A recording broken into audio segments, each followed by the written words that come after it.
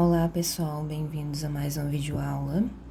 E dessa vez nós vamos aplicar aquele conteúdo de trigonometria, né? Do triângulo retângulo, a função seno, cosseno e tangente em problemas, ver como é que eles se aplicam, né? Em problemas contextualizados. Então hoje vai ser bem leve, vai ser só uma resolução de probleminhas, né? E a gente vai ver basicamente como é que se aplica essas funções trigonométricas, certo? O primeiro exemplo diz o seguinte: de um lugar situado a 100 metros de um prédio, vê-se o ponto mais alto desse prédio sob um ângulo de 44 graus. Então, imagina que tá aqui, né, uma distância de 100 metros daqui para cá, que é o prédio. Vamos imaginar que essa parte aqui é o prédio.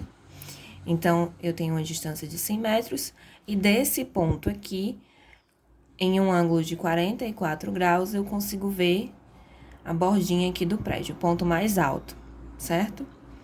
Ele pergunta qual é a altura do prédio, ou seja, esse H aqui, sabendo que o observador está a 1 metro do solo. Então, ele não estava exatamente no chão, né? Ele estava a 1 metro do chão, em cima de alguma coisa. Então, ele estava a 1 metro do chão, coloquei essa alturazinha aqui, ó, 1 metro, certo? E daqui para cá, eu tenho os 100 metros, né, que é a distância dele ao prédio. E daqui para cá, eu tenho o ângulo 44 graus em que ele observa o ponto mais alto do prédio, né? Então, pessoal, o que a gente vai fazer aqui? E ele deu as informações do seno, cosseno e tangente desse ângulo aqui. Primeiro, a gente tem que identificar um triângulo, né, nessa relação. Então, tá aqui o prédio, tá aqui a distância e tá aqui o ponto. Então, eu ligo esse ponto ao prédio pela horizontal e o ponto ao prédio, né, o local de observação ao prédio no ponto em que ele está observando, né, que é o ponto mais alto. E aí, formei o meu triângulo retângulo aqui, ó.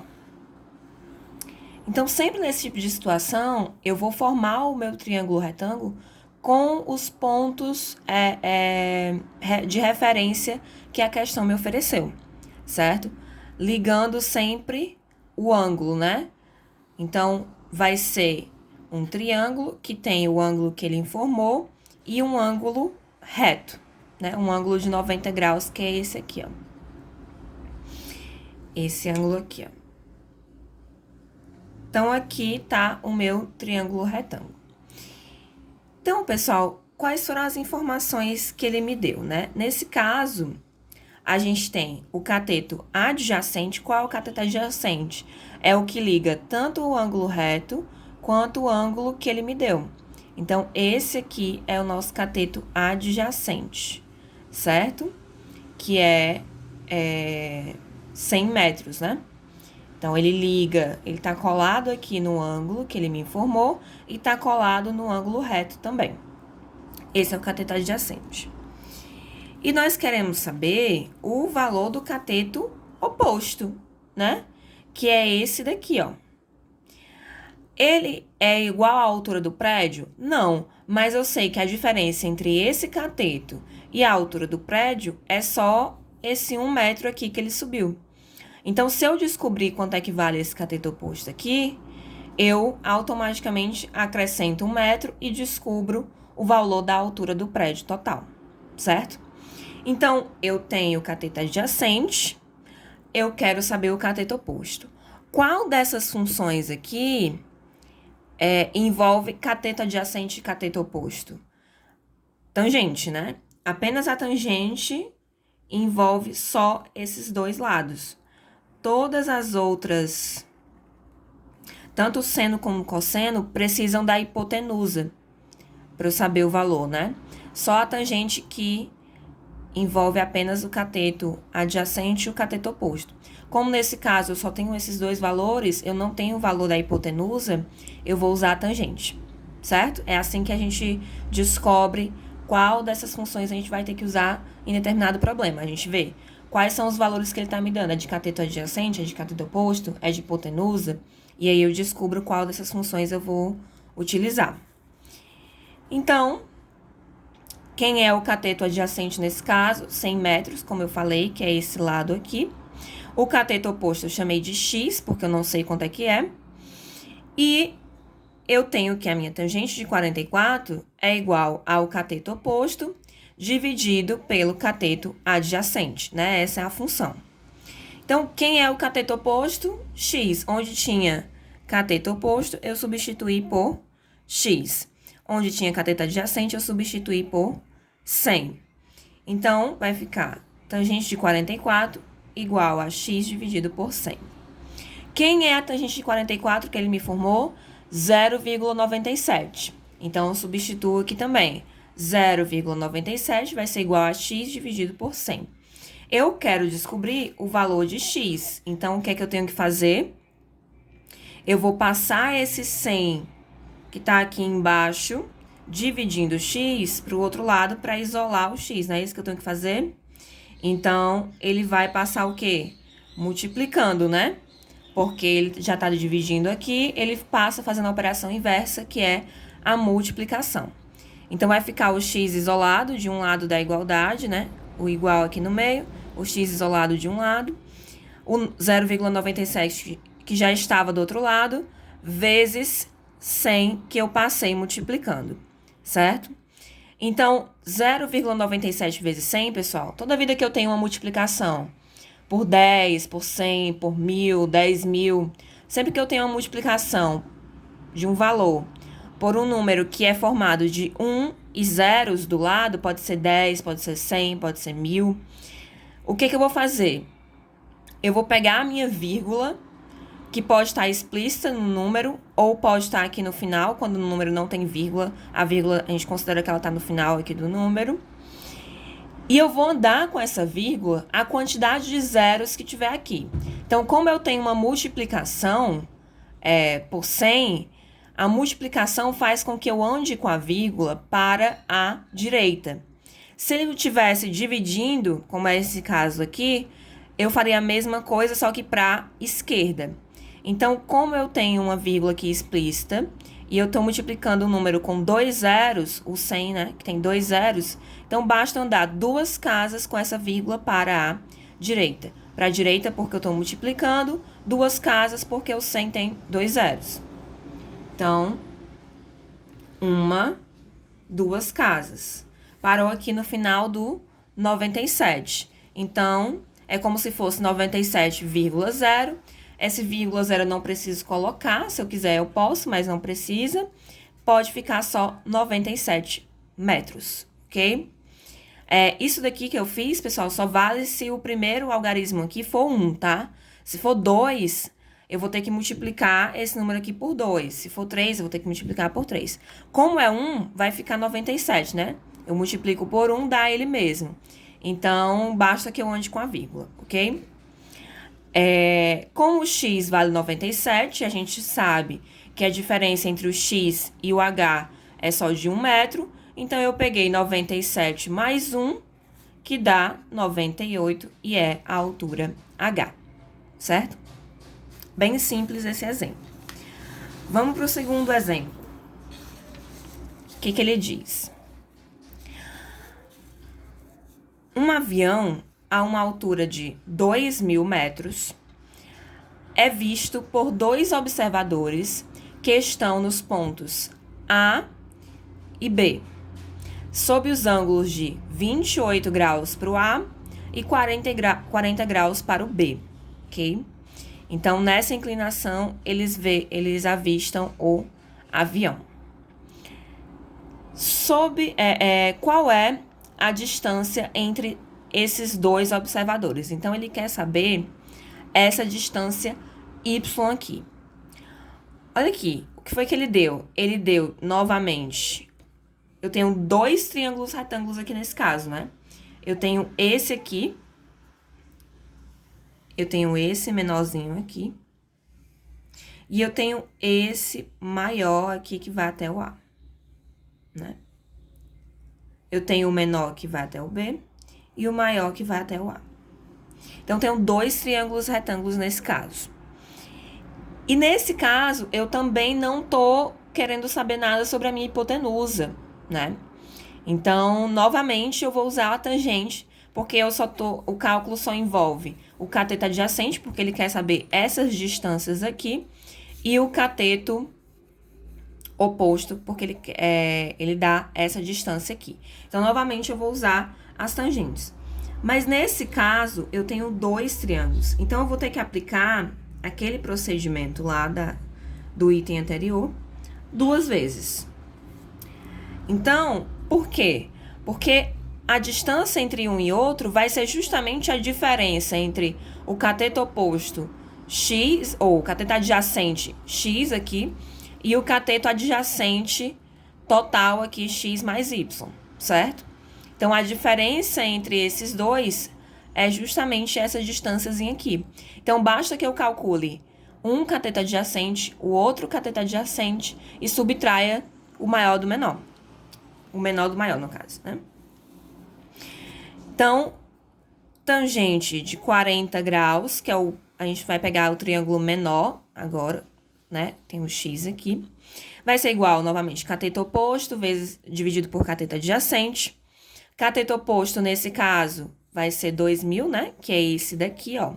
Que não tá ligado ao ângulo. Cateto adjacente é o que tá ligado ao ângulo e ao ângulo reto, né? A esses 2 ângulos. O cateto oposto é o que tá oposto ao ângulo, né? O lado que fica de frente para esse ângulo aqui. Então, cateto oposto, 2.000. Cateto adjacente, chamei de x. Pode chamar de qualquer coisa, tá, gente? Eu chamei de x. E a tangente de 40 graus, ele me informou aqui que é 0,84. Então, onde tem tangente de 40 graus, eu vou usar 0,84, ok? Então, 0,84 é igual a 2.000, que é esse lado aqui, dividido por x, que é o meu cateto adjacente. Então, cateto oposto, cateto adjacente. Mesma coisa.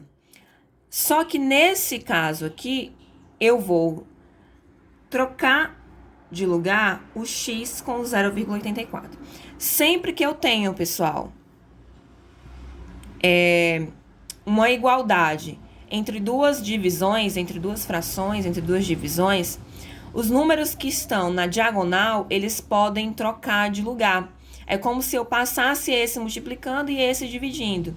Então, eles invertem, eles trocam de lugar. Eu posso fazer isso sem alterar o resultado da minha igualdade, sem alterar a igualdade. Então, sempre que eu tenho um sinal de igual entre duas divisões, aqui no caso eu posso considerar que tem uma aqui embaixo, né? Quando não tem nada, eu posso considerar que tem um, tanto na divisão quanto na multiplicação. Então,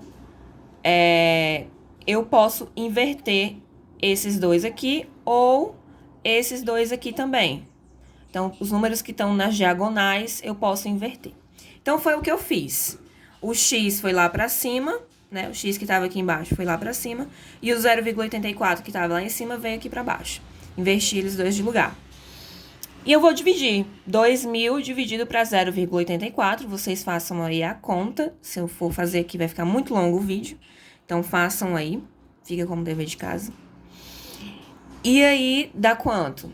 Sempre que eu tenho, pessoal, uma divisão em que o denominador é um número menor do que 1, entre 0 e 1, o resultado dessa divisão vai dar um número maior que o numerador. É como se eu estivesse multiplicando, ao invés de dividir. Sempre que eu tenho um número menor do que 1 aqui, entre 0 e 1, a divisão de um número inteiro por um número fracionário é sempre como vai dar como se fosse uma multiplicação. Vai dar sempre um número maior do que o numerador. Se o resultado de vocês estiver resultando um número menor do que 2.000, tá errado. Você tem que refazer a conta, certo? Então, observem isso. Sempre que acontece uma divisão em que o denominador é um número fracionário, é um número menor do que 1, o resultado dessa divisão vai ser um número maior do que o numerador.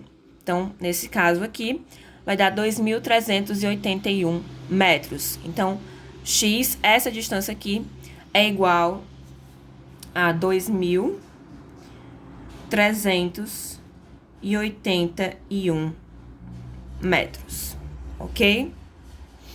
Falta descobrir essa distância toda aqui. Então, vamos lá.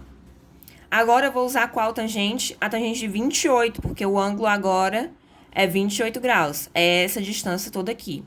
Então, o cateto oposto vai ser 2.000, porque é o mesmo, né, para os dois triângulos. Eles têm o mesmo cateto oposto. E o cateto adjacente agora vai ser o valor de x, que é 2.381, mais o valor de y. Eu não vou substituir por enquanto para facilitar os meus cálculos, tá? Então, eu vou deixar só x mais y mesmo. Depois, eu substituo o valor de x, que eu já sei qual é, ok? Substituir o valor aqui da tangente de 28, que é 0,53. E vou fazer, pessoal, a mesma coisa que eu fiz no exemplo anterior. Eu tenho aqui as diagonais, eu vou só substituir todo mundo que está aqui embaixo, como se fosse um valor só. Eu vou trocar de lugar com quem está na diagonal. Então, o x mais y veio aqui para cima e o 0,53 aqui para baixo. Mesma coisa, divisão, né? Em que o denominador é um número fracionário, eu vou resultar no número maior, né? Como se fosse uma multiplicação. Então, x mais y ficou igual a 3.773 metros. Então, esse é esse valor todo aqui, ó. Certo? E aí, pessoal, agora eu vou substituir o valor de x, né? Então, onde tem x, eu escrevi o meu valor de x que eu já encontrei, que é 2.381. Então, 2.381 mais y, que é o que eu quero descobrir, que é essa distânciazinha aqui entre A e B, vai ser igual a 3.773. O que eu faço? Passo o 2.381 para o outro lado, fazendo a operação inversa, ele está somando, ele vai subtraindo. Por quê? Porque eu quero isolar o y. Eu sempre tenho que isolar aquela letra, aquela variável que eu quero descobrir o valor dele. E para isolar, eu vou passando os outros valores para o outro lado, fazendo as operações inversas. Se ele está aqui somando, ele vem subtraindo, ok? Então, se ele está somando aqui, ele passa para o outro lado, subtraindo. Então, como é que fica? Y vai ser igual ao 3.773, que já estava lá, menos 2.381. Subtraio esses valores, façam aí a subtração, dá 1.392 metros. Então, essa é a distância entre um observador e outro. Mais de 1 quilômetro, né? 1.392 metros. Pessoal, esses eram os exemplos que eu queria passar para vocês. A maioria dos exemplos vão ser parecidos com esses. Então, nem sempre eu vou usar tangente, então tomem cuidado com isso.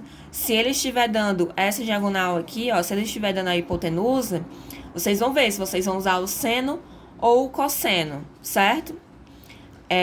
No caso do seno, é sempre o cateto oposto sobre a hipotenusa. No caso do cosseno, o cateto adjacente sobre a hipotenusa. Então, vocês tomem cuidado com isso daí. Se vocês vão usar o seno, cosseno, tangente, vai depender dos valores que a questão vai informar. Normalmente, nesse tipo de problema, é sempre a tangente, tá? Porque ele sempre vai dar um valor aqui, ó, horizontal e um valor vertical. Raramente eles vão informar o valor dessa diagonal aqui. Então, já sabem que vocês vão usar majoritariamente a tangente.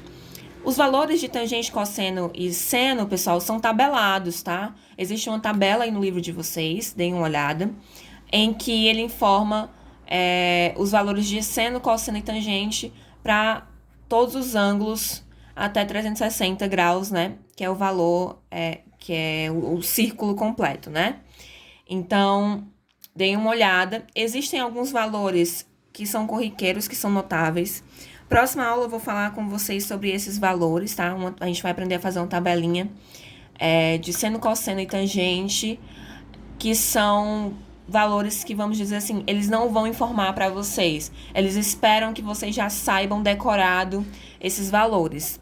No mais, se forem outros ângulos que não sejam os ângulos notáveis, a questão vai informar para vocês os valores de seno, cosseno e tangente. Então, não precisa se preocupar com isso.